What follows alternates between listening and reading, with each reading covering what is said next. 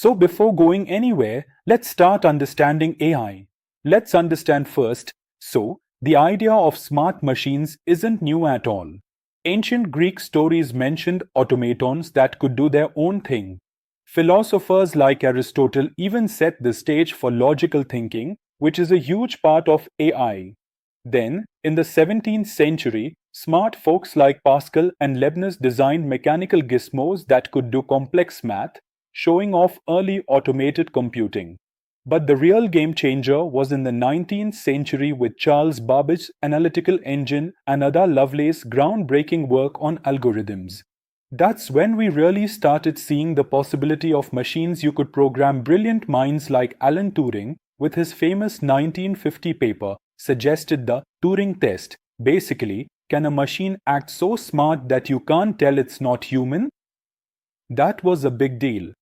The huge moment was in 1956 at the Dartmouth Summer Research Project on Artificial Intelligence. This conference, put together by John McCarthy and a few others, officially named the field Artificial Intelligence and set out all the ambitious goals. Just a few years after the first AI workshop in 1956, computer systems started beating humans at checkers. But no one said these systems were intelligent. Why? Because it is identifying the rules and matching the patterns. Is that sufficient to be intelligent? Computers are awesome at what they're built for, which makes them seem super smart. Like, they've been beating human chess players for ages, and Google's DeepMind even crushed the best Go, one of the most complex games. So we could have considered intelligent that time itself. But no, that is not intelligence. It is just an excellent talent of identifying rules and matching patterns. Simplest example of this, you are seeing a traffic signal. There are 3 lights. Red means stop, green means go, and yellow means slow down the speed. Everyone identifies those rules and matches the pattern. Even though everyone was super optimistic at first, the limits of early AI became pretty clear.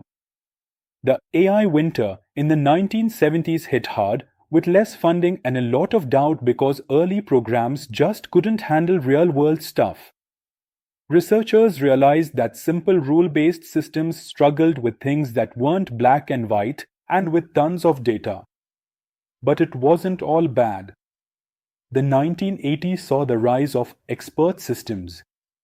These were AI programs designed to act like human experts in specific areas, usually with a bunch of if this, then that rules. Systems like Mycin, used for medical diagnoses, showed that AI could be practical, even if it was in niche areas. Human intelligence is not restricted to one talent. One is a math expert, another one is a science expert. One is an expert in painting, another one is an expert in telling stories. Now converging all these talents in a system is a real and challenging target of intelligence which can mimic the human brain.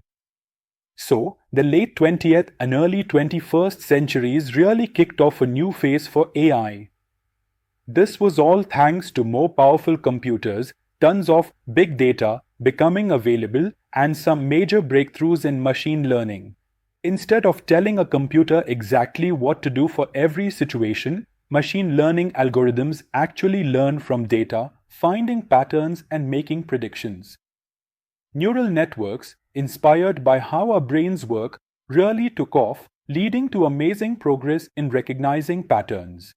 Today, deep learning, which is basically super-layered neural networks, is leading the charge in AI research and how we use it.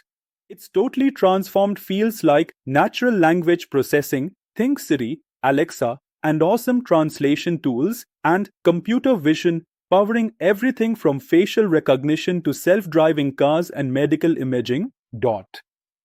Rise of generative AI. AI isn't just in labs anymore, it's everywhere in our daily lives. As AI keeps evolving at lightning speed, we are looking at huge opportunities but also some big challenges. The dream of artificial general intelligence, AGI, AI that can do any intellectual task a human can, is still a long-term goal. And of course, there are important ethical questions like bias in algorithms, privacy worries, and how it might affect jobs. These are all things we are constantly talking about and researching.